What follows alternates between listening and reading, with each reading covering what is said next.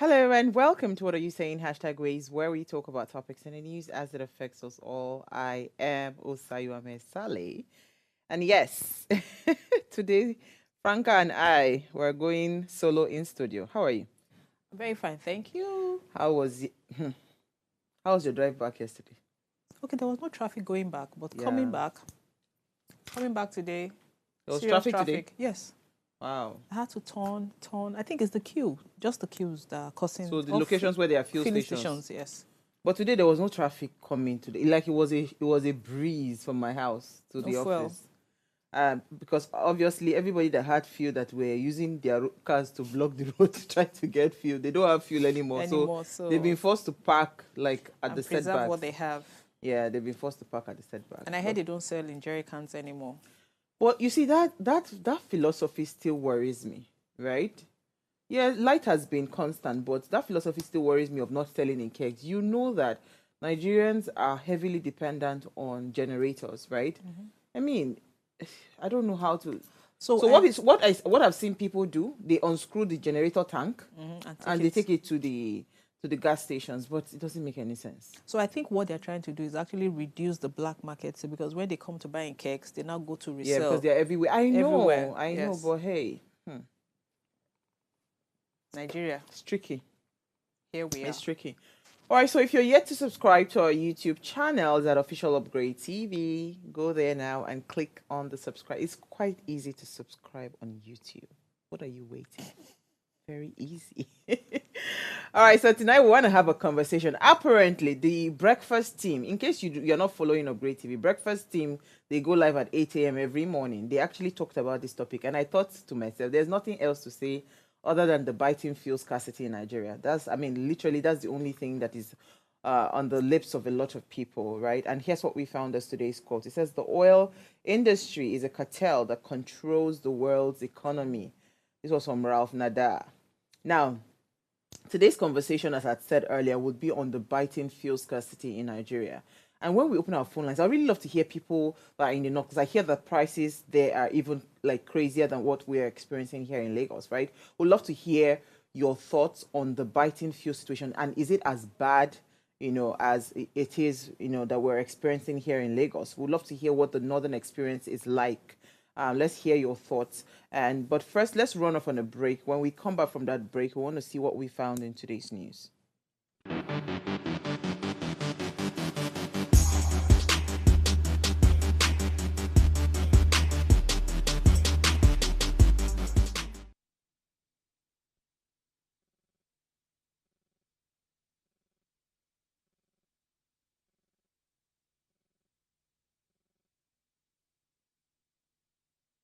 All right, the International Day of Remembrance and Tribute to the Victims of Terrorism was established by the United Nations General Assembly in 2017. It designated 21st of August as the International Day of Remembrance and Tribute to Victims and Survivors of Terrorism. Now, this day is dedicated to honoring the memory of victims of terrorism worldwide, and also to recognize the sufferings of their families. It also serves as a reminder of the global impact of terrorism and the importance of international cooperation to combat this menace, or I call it a threat to human life. Yeah. Every time I have this day, or this day comes to, to the fore, it just kind of breaks my heart. And you know what is even more painful? What I then before now, especially when the terrorism and the kidnapping and everything started, that time it was like, why is this thing happening? And all of a sudden, as you go older, you get wiser, you understand, you now realize that it is intentional for things like this to continue to happen, because some people are benefiting and profiting from this, right? So people are being displaced every day from their homes. Why? Because some people have mineral resources, some people have, some kind of resources that is of interest to other people. Do you understand? And for the people to continue to fund some of these terrorists, You understand? They have to displace those people Or from those their other people homes. from their homes. It doesn't. Like before when I hear things around terrorism, Boko Haram, all of those things, I just feel, oh my God, why people just wicked? Can't they just resolve the matter? And I realize that it's actually an economically profitable business. Yes. How painful is this? It's just so It's painful. just painful because I don't get how people, even the people who actually carry out those things, I don't get how they actually get up from their own homes and go destroy, do things to people that are just like you, humans like you. And then you go home and then you're happy with your family. They'll be there. They'll be happy. You think they care about you? They don't care. So I mean, so every time there's an opportunity to remember and actually, send our loves to the victims and especially those that have been affected badly, whether their families have been killed or displaced and all of that, our heart goes out to you. I just hope one day we can rise above selfish leadership, right? Because the truth is, if a leader is empathetic, if a leader is compassionate, if a leader truly cares about their people, right, this world would be a lot better. A lot better. Because the truth is, the resources are available, even if it was shared around to every single family in Nigeria. So do you know it will be in surplus and excess. It is only when greed just completely consumes you, self-centeredness consumes you as a leader. That's when you're not able to even see that this is real suffering going on here. So, but you know the story of this guy, the kidnapper that was in Magodo? Evans. You know the kids were in Supreme? Of course. They were living like normal people, as in very normal people. The cab guys who used to take them didn't even know that he would stop, hours before, trying to... He had a wife, children. Can I shock you? Yeah. The wife was a steady customer in my cosmetic outfit. As in... So she was always coming every day to buy skincare products. I kept on wondering, why are you buying so much skincare products? So that means she knew. Of course she knew. She was buying it for the victims that were, it's just, it's sad. And they live peacefully. They'll live their life normally. All right, let's take our news story. What did you find for us in the news? Nigerians at it again. APC kicks as PDP backs call for Jonathan's return. The opposition party, People's Democratic Party, has thrown its weight behind the call for former President Goodluck Jonathan to join the presidential race for 2027. In the past few weeks, there has been a growing rumor that the northern elites and politicians are not happy with President Bola Tinubu administration and are yearning for a change of government in the next election. 4 days ago, Bauchi State Governor, Senator Bola Mohammed, also lent his voice to the agitation, vowing to drop his presidential ambition if Jonathan agrees to contest. And I'm like, so we don't have any other person? So let me tell you what I think is happening. Because lately, right, I've been seeing that former Governor Ambode has been surfacing in some government thing. You see, let me tell you something. These politicians are so smart. There was an emotional tie to Ambode, same as Jonathan. There's an emotional tie. So people feel like these guys were cheated. Yes. Right? So it is only natural if a politician seems like things are not going the way they plan it. They have to then find that person. What do they call it? Is it a wild card? Or what do they call that grammar in English, right? So these guys are people that are positioned to be able to whip up sentimental votes because they know they will always get it. So when I hear people people like Jonathan or former Governor Ambode, I just say, well, now Sabi, anything I want. At this point, anybody who votes for them, make I remind you now, do we deserve the leaders we have? Yes, we do. Yes, we do. So when you're going to vote, remember that when it starts, nobody go save you. Because, I mean, these people, they've been there, done that. I don't know what is going to be different. But right? You see, so that's what I think is, we as a people, we can't even tell the difference between good governance and bad governance. We actually settle for so little. Because what was actually good... No, but it happens with our everyday life, Franca. It's not even about governance now, right? Because we're so used to mediocrity, right? Anything, I tell you that Nigeria is actually the best place to do something like just with a little effort. Because if you put in a little effort, you stand out. Because yes. Nigerians are used to mediocrity. So if anybody comes to Nigeria and just put in, and that's where these politicians should have been smarter. Because you don't need to do too much to please Nigerians. If you just put in a little effort, you'll be good. Yes, because, you know, but it's fine. I don't know why. I don't know what. Let me take I have two stories to take. First of all, is this COP 29? You remember COP 28? Toke Makiwa? We can never forget. So when I saw this story, I said, no, I have to take it. So this story reads from Business Day. It says that the federal government would save 10 billion naira on COP28 expenses cut down. That is coming from the presidency, and it was said by I think he's the special advisor to the president on media and publicity, Ngilari, Ajuri Ngilari. He said that let me read. It says he disclosed that this while briefing State House journalists at the presidential villa in Abuja, and said that the government will be saving money from the event taking place in Baku, the capital of Azerbaijan, in November. Now, according to him, the measures would save the government about 10 billion naira from the 11-day event. He assured that the government conducted comprehensive audits of where things had gone wrong in the past. Just tell us, what was Tokemakiwa doing COP28? and the very large entourage that went there to resolve them. So he says the things that have happened in the past to resolve them, adding that COP28 is just the beginning. So what they are trying to assure us, that 10 billion will be saved from this COP29. It means that we will not be seeing the people that are not supposed to be there, to go there. But I'm saying it's beyond COP29, right? And this is why I say that it's like sometimes when I see what the government is doing, it's like they're talking from two sides of their mouth. On one hand, you're saying you're cutting down expenses. On the other hand, you're buying private jets, you're buying Escalades, you're buying luxurious cars, you're renovating houses at very exorbitant fees. So it makes no sense when you say this kind of things. It's like, okay, you know what? They've been backing too much. Just throw them a piece of meat so that it quells the conversation. Because if you are saying that you want to, what is 10 billion compared to all the spendings that have happened?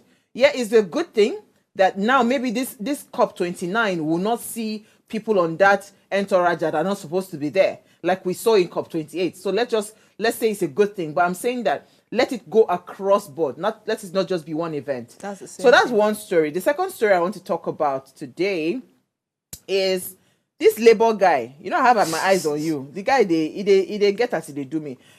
So I'm trying so hard to believe that his intentions are pure. Okay. Because right now, because he's been called up by the police on terrorism financing, right? He's saying that Labour NLC mobilizes for nationwide strike over his invitation. Since when has NLC been about a human being? You see why I say that these things, it bothers me, because I feel like their intentions are so selfish and self-centered. Do you get my point? Because when has NLC been about the NLC president? It has never been about him. If you're called up for something, go and answer it and move on. Why would you now be organizing a nationwide protest because you are invited for financing terrorism? And that's why I feel like this particular case is just a distraction. Because you know how it is. Franca, me and you were friends behind closed doors, but when we come outside, we'll pretend like we did fight. Exactly. That's how I see this labor guy. You know why I said that? I said this thing yesterday. I said, this is not supposed to be an issue. It shouldn't stop the minimum wage. This guy, go and answer whatever you need to go and answer. But it shouldn't stop what's going on, because that's your personal issue. It has nothing to do with NLC. So now that you are now calling for nationwide protest because you were called to be investigated. For what? That's misuse of power. Thank you. Complete abuse of power. Absolutely. So you're spot on. And that's why I feel like some of this, that is why I do not see I feel the intentions behind this call for his arrest or whatever. I feel like it is a distraction, and I think it is strategic. It's a planned distraction. If he's not part of it, then I said it yesterday You that we have can't even nothing vouch to for hide. him. You We go said and you you- go. I said we can't even vouch. I said that we can't even vouch for him. He should go and answer because he should actually go and report there and let them say, oh, it was a mistake or something. But which kind of strike you won't make they get? Nationwide strike because strike. you were For called. what? Ha! I beg you, Oga. About answer If your you dey mail. mind yourself, go and answer your case. These people want to be dramatic and be distracting people from the real issues, then go and answer it. So you we'll see take now. a break. Right, when we come back from that break, we want to discuss the biting fuel crisis. Stay with us.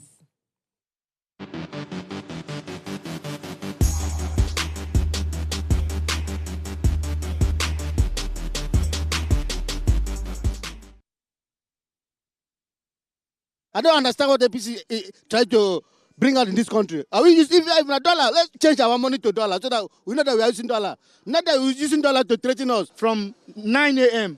that been looking for fuel to now. That's how many hours? No be say fuel no dey for here. Fuel dey, but they no wan sell am for us. Some people are sleeping here because of fuel. I came here around 9 o'clock.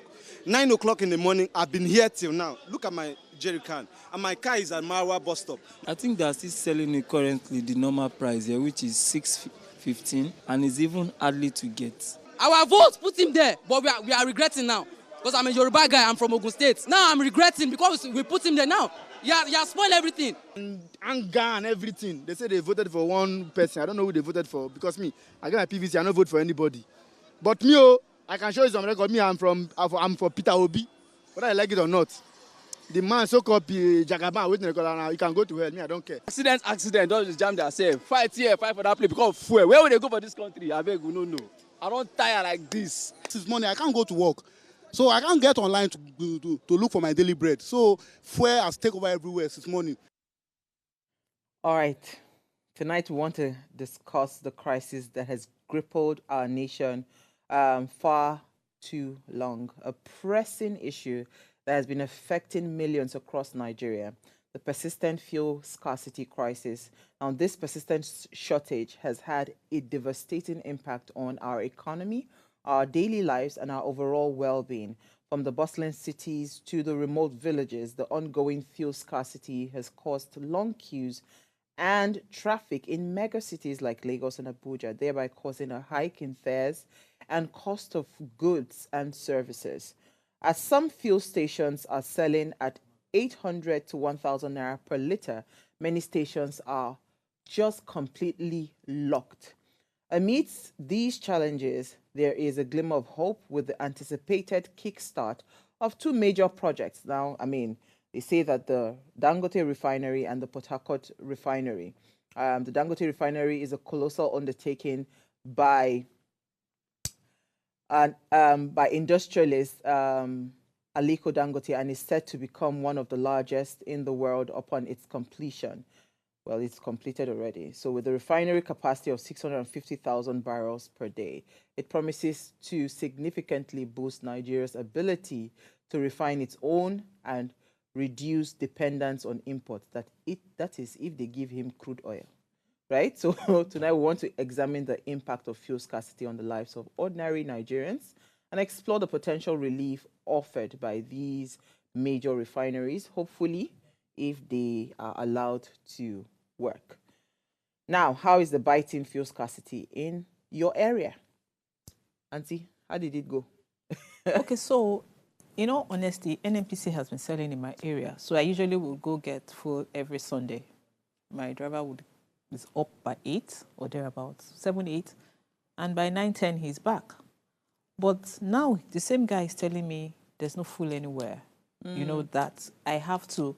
In fact, I think I bought on Awolowo Road on Saturday. He just saw and said, oh, madam, let me enter here and buy, So I don't know why we have to go through this thing. It didn't just start. It's been there. Growing up as a child, there's always been fuel scarcity. Is it okay for you to tell people your age? Because when you say growing up as a child, may they not think say you are 16. May they know how long the matter don't they? It's so I don't get it. We have been going through the same thing. How are we not able to tackle this thing once and for all? NNPC fuel stations, I think I had checked, they stopped selling from last week because a lot of NMPC fuel stations that I went to, there was I was trying to fuel my tanks and I wanted to go into an NMPC fuel station. They were not just selling; all of them were just shut, and there was no activity there. So I had to go into other fuel stations to get. But NMPC has come out to say that adverse weather conditions and flooding, right? I saw a post and I thought that would have been a joke because I couldn't believe that it was actually true. But the truth is they said that yes, that the adverse weather, rain, the flooding, the lightning, thunderstorm had caused petrol scarcity. And I'm wondering, is it today that we started having flooding? Is it today that we started having fuel, what's it called? Adverse weather conditions, right? And if we are complaining about the kind of weather conditions that we are experiencing here, what happens to countries that have like real extreme hurricanes, extreme weather conditions, and they're still running? I mean, it is really, really sad that we are so mediocre in our thinking that we can accept some kinds of things that are thrown at us. But NMPC had said that, they were upgrading their platforms at some point, right? But that did not stop them from supplying fuel. I have a few questions I'd like to ask because I'm actually confused in this matter. Why is it difficult for us to know the landing cost of petrol in Nigeria? That's number one.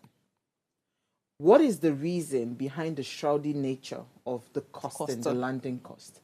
Is it because you want to continue to exploit maybe the government that is paying subsidy? Or is it because you want to continue to exploit the people that are paying off pocket, to buy this fuel? Because independent marketers have said it several times that if they are given the opportunities, right, to bring in petrol, we might really see some level of relief and all of that. Yes. They have said this several times. But again, I understand where the NMPC is coming to say, no, we have to kind of like control so that people, independent marketers don't go overboard and now try to put too much pricing on it. But even first of all, we do not know the exact landing cost of petrol in this country. We do not even understand the consumption capacity, right? We don't know how much petrol is needed on a daily basis in terms of our consumption. All these things every time, because the only way any serious government can plan and can actually say, you know what, let's do a projection, let's forecast and all of that, is that you have to first of all go down, sit down, get all the data, and then say, okay, you know what, on a daily basis, if we're able to do X, Y, Z, then we will be able to solve the problem and we might never ever experience what is called fuel scarcity. But the fact that the fuel scarcity is still biting, it means that these guys have no reason, they have no intentions of solving the problem. So so it boils down to the same thing. They're always hiding something. They're trying to do something. They're trying to steal. It's the same corruption. No. I don't want us to blanket this thing on corruption. Now, see, because let's break it down. So we were complaining that, first of all, we didn't have dollar. We didn't have foreign exchange and all of that. And that importing this fuel, because it's dollar dependent, that is why the prices of fuel has gone up. Yes. An individual now decided to do what a government is supposed to be doing. Built a 650,000 capacity refinery. Completed. And all of a sudden, we just woke up one morning, the man is crying in the news that the IOCs are not selling crude oil to him. Do you understand what I'm saying? Then all of a sudden, the president now comes out and say, you know what, sell to him in Naira and all of that. But yet we're not seeing that impact. So is it that the fuel crisis or the fuel crisis here that is happening, has it been added to the list of weapons against Nigerians? Because guess Nigerians. What? With the way things are going, education has been weaponized, poverty has been weaponized, right? What else? What would I use? Everything has been weaponized. Now, it seems like this persistent fuel scarcity has become a weapon. It has become also a tool in the hands of government. Because if people are suffering from fuel scarcity, they will not have the time to be thinking that, we need to go and protest, or we need to go and start asking questions from the government. Because everybody right now is almost grounded because they are unable to move. So I'm trying to understand, why do we have fuel crisis in Nigeria? So Well, I honestly, so I'm thinking Fire. as well. I'm also thinking because why would the government even want to do that? Because they're not even in a good place right now. Do you think they care? So you know what the problem I'm having with you? I'm caring. Not that you are caring, you're thinking of the ideal, right? I have learned to understand that when it comes to issues around what is going on in Nigeria, you can no longer continue to think like what is supposed to be. Because I was reading and I heard the producers are saying NNPC should sell, that they usually have the intervention quota that they can sell to Dangote, so that NNPC should be able to take care of this deal, that they will not be the ones. They are refused, that nobody should force them to sell. You know what? Let's listen to, because we had a guest on the breakfast show this morning, and I mean, as I said, that was the conversation they had, and I think we have some excerpts from what he's an independent marketer, right? I believe. So let's hear from him, then we'll come back to the conversation. You cannot rule out logistics problem. You can never rule out logistics. They are not the people that are carrying the ships. They are not the people that are in the waterway. Sometimes you will see iceberg. You will see also the war going on in Russia and Ukraine. You know, distorting some of these vessels from passing when they don't have leeway to pass. You also see how lightning problem. What kills such markup is availability. If there is availability of petroleum products everywhere, you don't need to go to Lagos. If Port Harcourt refinery is working, if you are in Aba, you buy from Port Harcourt refinery. You will not spend more than 200,000 to take your truck to Aba, or to Omai. And your markup will not be more than 5 or 10 naira. You can still sell at 600 naira, 610, and make your margin. But now, when you invest good transportation costs, knowing the actual cost of diesel, 1,200. It isn't because of Dangote that diesel came down to 1,200.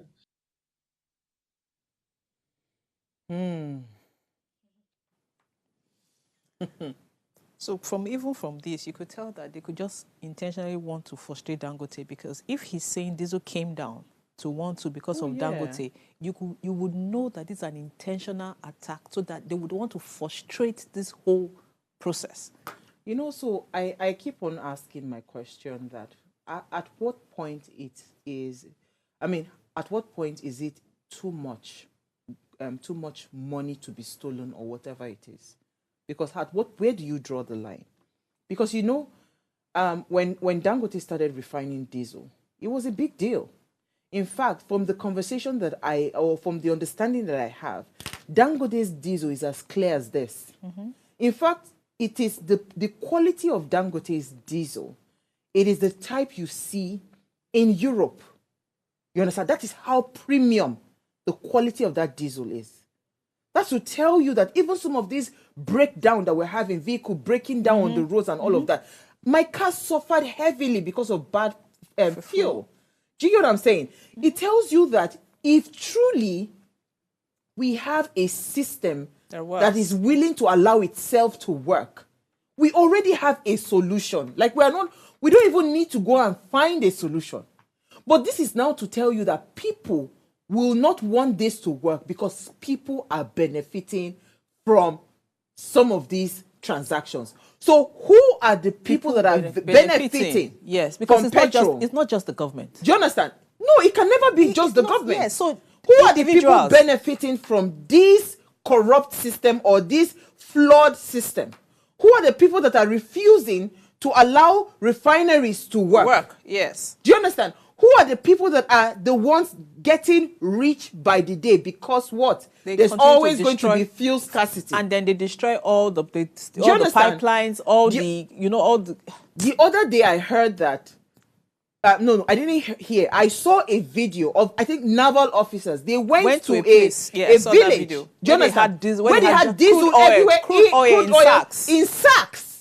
I saw that video. Where people are looking for crude oil to refine. All these local operators, they have this crude at their disposal. So who are the people supplying these things? And it was just there. There was no security. There was nothing. It was just in one remote. It was just in one remote area where you would never think that you would have such things there. So that is to tell you, Franca, that people are benefiting from this. Yes, individuals. Absolutely. You know what? We'll take a break, right? When we come back from that break, we'd like to continue the conversation and open our phone lines. Please, if you have questions, if you have answers to my question, right? I want to know, first of all, what is the landing cost of petrol? If you have the expertise, let us know. What is the landing cost? What is our daily consumptions? Who are the people that are benefiting from this petrol scarcity? And of course, who are the people benefiting from our refineries not working? Let us even answer the question. Maybe from there we can find a solution to some of these challenges that we are facing. Because I don't understand why a country that is rich in crude is suffering from fuel scarcity all the time. It's too much. Stay with us. We'll be right back.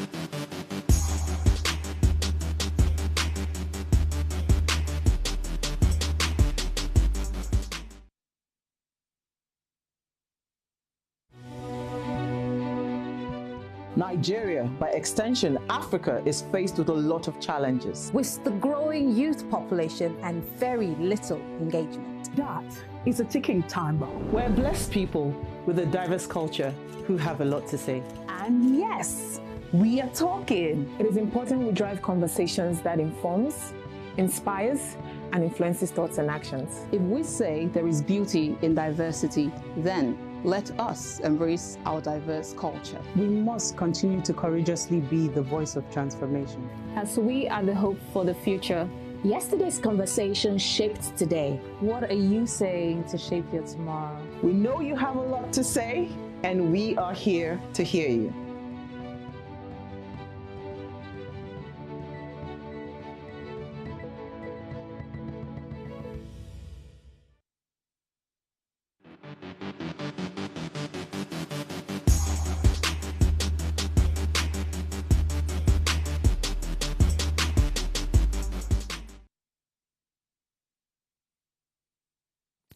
Now, thanks for staying with us. Now, if you just tuned in, we're discussing the biting fuel scarcity in Nigeria. Now, please, let's hear what you have to say. Remember, you can join the conversation.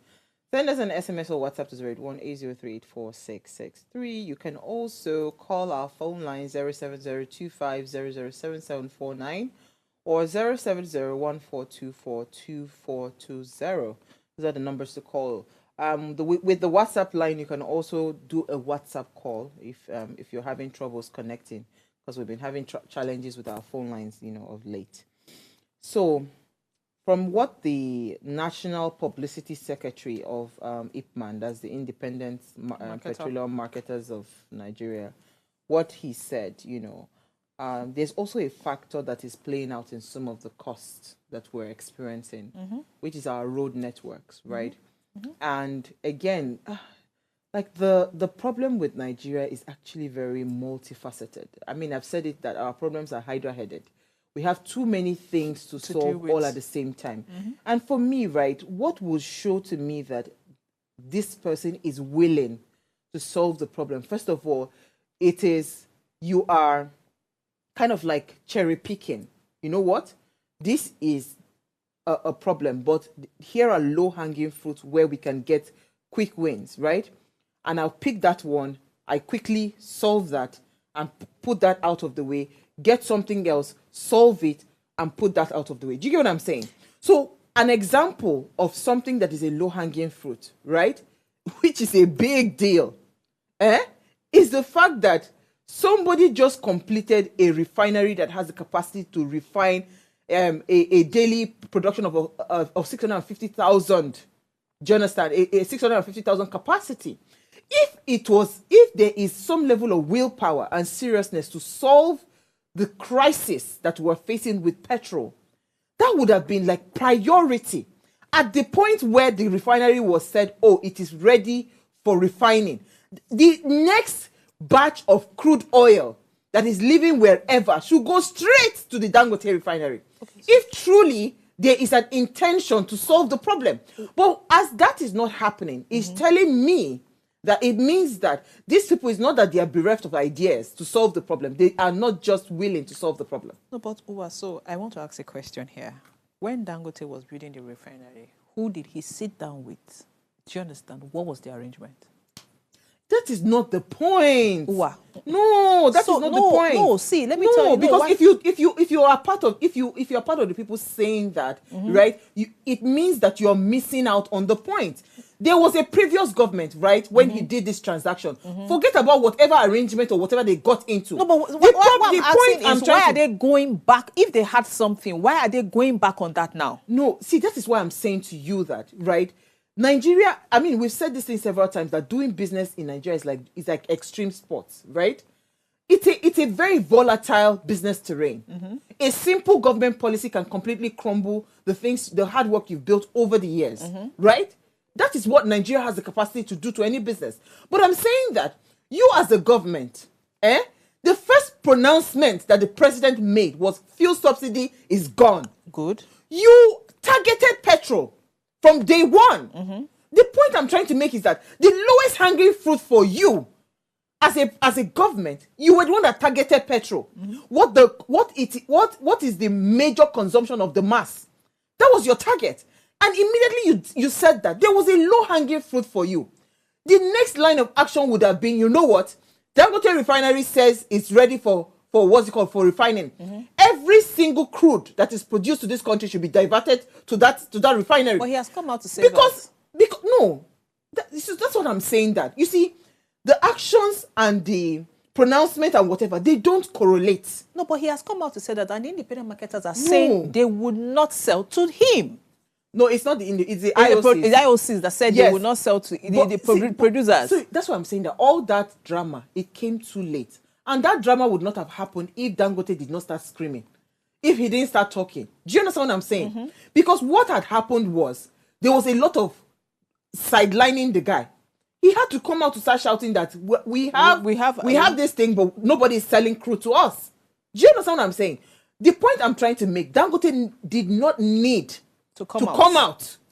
If a government says fuel subsidy is gone, you have a refinery that is supposed to be available for refining.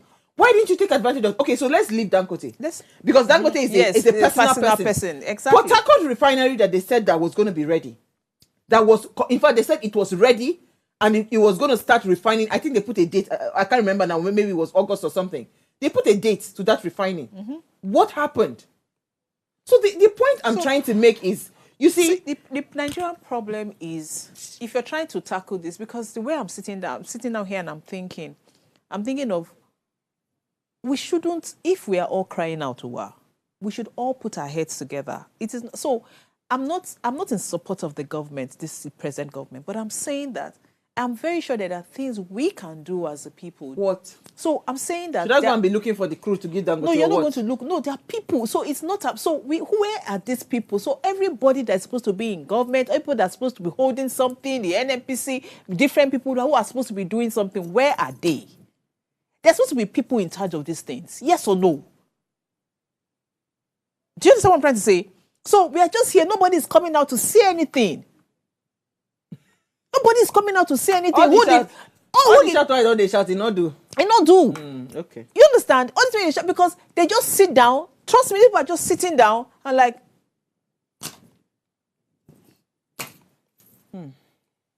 Because there are supposed to be people. That's why I said when this whole refinery thing was being set up and they had the arrangement, what was it supposed to be? Who are the people? Now they've sidelined everybody. Dangote has come out to cry. What is the way forward? What did they agree? So, Franca, I'm trying to understand, and I completely agree with you that the terms of the engagement might have been kind of like, tricky. The point I am trying to make here is that... before you continue, remember that Dangote is part of them. Wait now. I know they like to mix water and the baby and the bath water. But we separate them. Okay. The point I'm trying to make is a government that your first pronunciation was targeting the mass, where you said fuel subsidy was gone. Is it that you did not understand that you needed to find quick wins to be able to solve the problem? Clearly they did. So now we have had fuel. We've never had fuel scarcity linger this long. Yeah, this bad. It's too much. Yes, it's bad. Literally every day, once my tank is going down, I'm already looking for a fuel station that is selling. Let me quickly fill up my tank. Yesterday, I parked one car in the office and took the other car because that car now the fuel has gone down. I'm not sure where to get fuel. See, so let me land. Let me land the point. The first pronouncement you make as a president is that fuel subsidy is gone, right? Yes. What would have been the next line of actions? To put things in place. It is to find solutions to say, okay, you know what? Let us ensure that this impact of this fuel subsidy that has been lifted, people will not suffer it. That is if it is a government that's really working. Not even about working. They might be working. But if it is an empathetic government, petrol is one of the most used, what's it called? Resources or whatever in Nigeria. In Nigeria, because there's no lights. If there is no, if you do not have a car, you have a generator. If you do not even have a generator, you have a what's it called? Tire pumping machine. All those vulcanizers. Different people use petrol. Different businesses use petrol. Yes. So the point I'm trying to make is that you are a government, and your first pronouncement was removal of subsidy. The next line of action would have been that there has to be, guys, I have said it. Now you guys must find a way to make sure that the impact of this fuel subsidy removal is not going to be too hard on the people.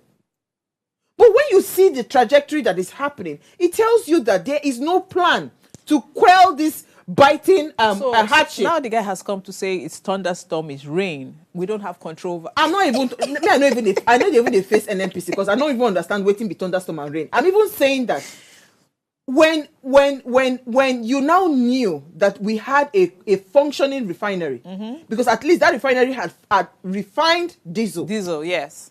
What would have been the next line of action? You moved everything straight. Yes, and he didn't even come out to make that pronouncement until when they were protesting. That's when he said they should send to him in Naira. You know? So, we're going to go willpower to even solve the problem. We're going to go back to the same thing. It's like they don't know what they are. So, let's say are we saying don't tire for Nigeria problem? No, I'm tired. It's like they don't know what the next line of action should be. I'm tired because it's not even about not knowing. I don't want us to blanket it as that they don't know. I'm saying that is this an intentional thing? Because this is not issue of not knowing.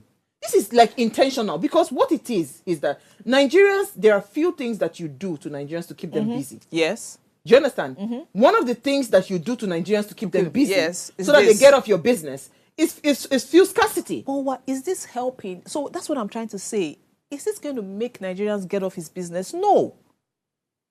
It's not going to do that. People are even hammering more. With this thing, they want to get the guy out of that place as in ASAP. So it's not even helping his administration. Don't you get it? So that's what I'm trying to understand. Do you think he needs you to help his administration? He doesn't need you. So I mean, the body language of the president does not show to you that he needs you to be president. No, trust me. He doesn't need you, because if I need you to be president, no, Franca, I'm being honest with you. Yeah. If I need you to be a president, right? There's a way I will pamper you. I will take care of you. That's the thing. Nigerian politicians do not need Nigerians to be in political offices. No, but guess what? That is when Nigerians are not agitated. It's not about agitation. How many agitations have you seen in the past? There are too many agitations that have happened. But they keep on telling you every day to your face that they don't need you. I will get what I want. That's what they're saying. So what is happening now is that Nigerians should get smart to know that the next election is good that all these things are happening. Because when you now see these things happening, you now know that you don't sell your votes. No matter how much they rig the election, because that's the only way out. There's nothing we're going to speak from here to tomorrow that's going to change anything. Because that's what they want to do. They don't have a plan. They just want to take money and go home. So what do we do as a people? Yeah, what do we do? What do you suggest? What can we do? Next election, we go wait. What do you want to do? What do you want to do? If you shout for here, finish. Franca, no be who they alive they vote. No, but when you shout, we wait. But when we shout finish, when we finish shouting, have you seen what is happening outside? When we finish shouting, what happens? Let's be honest. I don't tire. Director, can we close and go home? Because me, I don't tire. No, I don't even have anything else to say. Even callers are not calling because they'll be like, this matter. No, they are calling actually. We're having issues with the line. Hello? Is somebody there? I'm tired. It's really It pathetic. says, good evening, my comrade. I be commendable sisters. I said, my comrade. Sister, wow, softly, oh, please tamper Nigeria's problem with calmness. Most doctors have jackpot or abio, my sister. May they no go get health emergency. I don't talk and say for this country, one of the things I pray for. Say, God, may I not find myself here? May I get any reason to go hospital? Well, if you know It how says bad most that doctors sector have is. jackpot, which means to get meaningful treatment in Nigeria is dicey. Don't give yourself hypertension if you don't want to be on drugs for life. A word is enough for the wise. It shall be well for us all by the mighty name of the everlasting and eternal God. Hey, we don't enter prayer, but Mrs. Adeniji That's from another Aja. problem. Why, it's Let's take terrible. somebody on the call. Good evening. Government will not. Hello? Good evening. You're live. No. I know awful. Good evening. Can you hear me? Yes, we can. Hello? Oh, sugar. We're having troubles with the line. Electricity is bad. There's no light. Workers are going through a lot. Today I told myself that I'm just going to manage my energy. Anything that will stress me. In fact, you can come tomorrow, I go to say, I not do it again. I don't pack my load. It's true. Because, at some point, really, see, how much longer can we take? I think we have the caller back. Good evening, you're live. Hello? Oh, we're having trouble. Sorry. Again, you're live. Go ahead, Yes, just talk. We can hear you. Yes. Regarding the Fuel TV, the president can never review. Can you hear me? We can hear you. Go ahead. The president can never reduce the price because the government can never reduce the price because yes, because can you hear me? We can hear you. Go ahead. Just talk. Yes, because they are the people importing the fuel in this country. They are the cartel importing the fuel.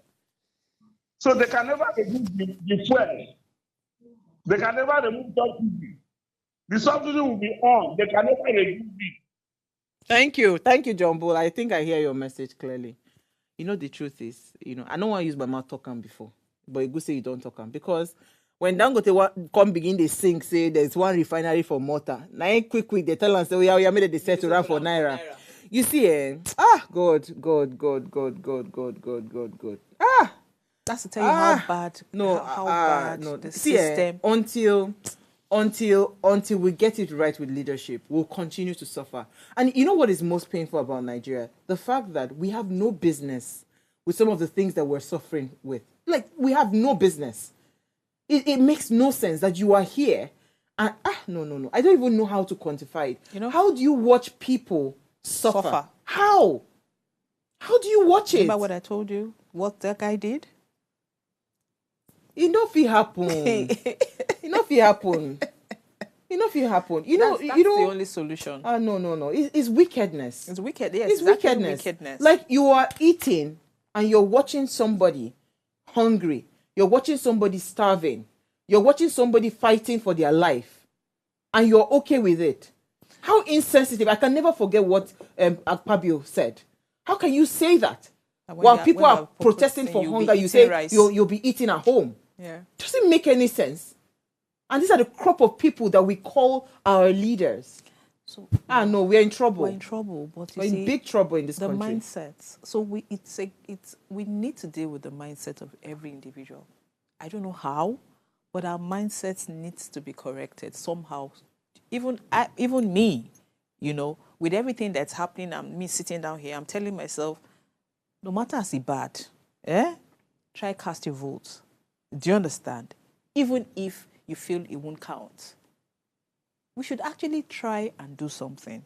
Intentionally do something, because it seems that's the only way, because all the politicians are all the same, regardless of the party, regardless of who you are right now. The fact that you are in that system makes you like them, in my opinion. And I don't even understand why everybody needs to be a president? Because if the economy or the country is so bad and somebody like Peter Obi is somewhere, why don't they call? He has solutions, right? So why don't they call him? Let me take Jibril. Jibril, you're live. Hello? Okay. Can you hear me? We can hear you. Go ahead. You think about this subsidy issue. The small thing I know about it is to give Dangote the crude oil is not the issue. There is some sabotage inside the case. It's like maybe Dangote refine the oil. It's supposed to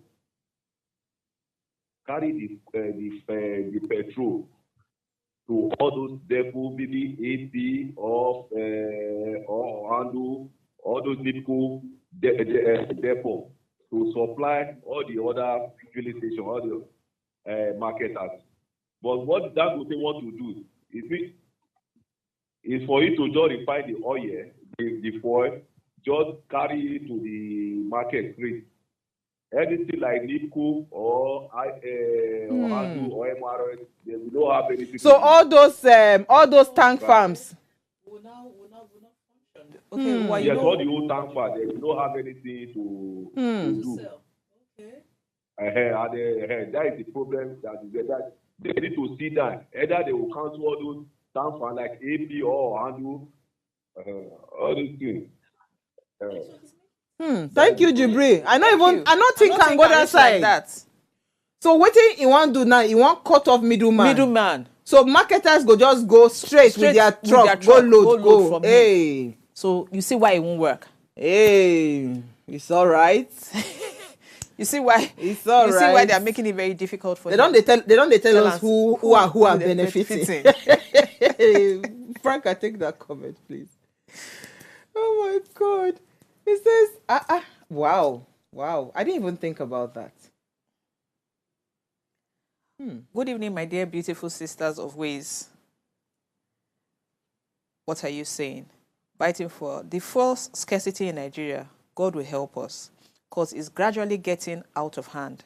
I have never seen a government that only thinks of making things easy for themselves and difficult for the masses. This is terrible and so unfortunate. My dear sister Owa, God bless you for that statement you made.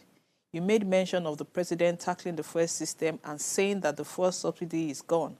This man who calls himself a president is just a bad luck to Nigeria. I prefer Goodluck Jonathan's regime because it wasn't this bad. Our suffering and hardship started from Muhammadu Buhari till now. If APC has failed us, then let's try PDP. Sister Was said that until we get it right with the leadership, we will keep on suffering. I agree wholeheartedly. Nigeria is in a serious trouble and it needs prayers that will get them out of it. My name is Daniel Ilo Ways. Let me take Loma. I'll come back to Daniel's point. Loma, you're live. Good evening. Good evening, my sister. Good evening, no. I'm the other of my sister. Franca. You see, I just tuning now, just on my phone. I'm tuning, but I didn't see the topic, but I just overheard you talking about Dangote refinery. Go ahead. So, what I want to understand in Dangote refinery, are we talking about maybe if it is functioning or not functioning? I really didn't understand the topic. Okay, so what we are asking, first of all, we're asking what is the fuel scarcity situation like in your area, and secondly, why are we not taking advantage of the fact that Dangote refinery can refine? It has a capacity to refine that can serve Nigerians without us having scarcity all the time. So that's the topic. All right, my dear sister, you see, Maya, 920 naira.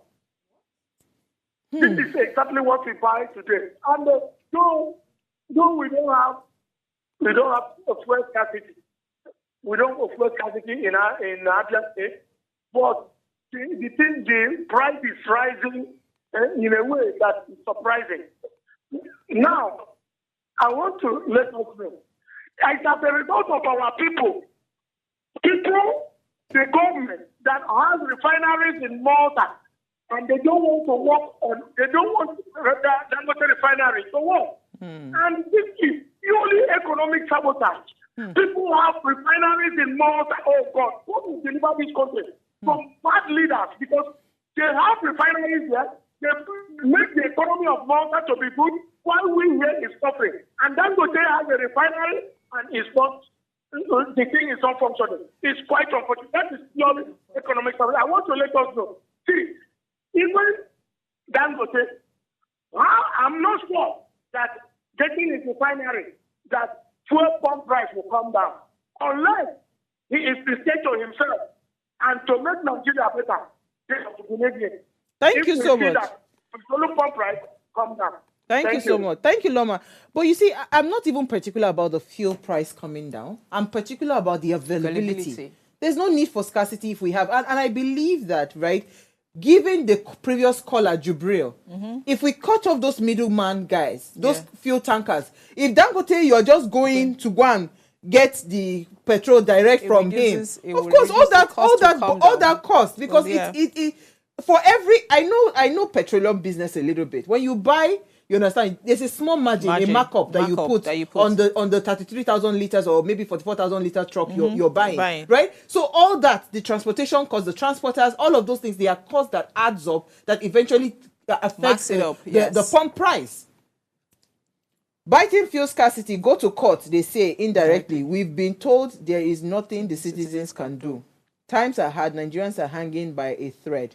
Did we really vote them in? I hope we stop selling our votes. Now the rain they fall for everybody roof. Thank you so much for your time and for your messages. But unfortunately, we ran out of time. Thank you guys for calming me down, because the way they go before, I don't know where they go overboard. They go overboard. I know I'm going overboard though, honestly. Nigeria matter. But it will keep on having these conversations, and I'm hoping that one day our leaders might just listen. But the truth is, really, if a leader really cares what the citizens need and what they want, they will take care of you. Well, but from this thing this guy just said, if they're selling 920 in the East, trust me, people will take their fuel there so that they can make their margins. No, it's not as easy as that, because look at the transportation. But they say they don't have fuel Have you forgotten that the road networks are bad? But they say they don't have fuel scarcity. They don't have fuel scarcity. They might be closer to... Yeah, no, they might even be closer to some of those, what's it called? Those modular refineries. Let's move. Before we go, ensure you follow us and subscribe across all our channels, right? Go on our YouTube channel and subscribe, like, share, and invite your families and friends to watch and follow the conversation. If you missed our quote, the oil industry is a cartel that controls the world's economy, and that's from Ralph Nader. We'll see you guys tomorrow at 8 p.m. as we bring another great conversation to your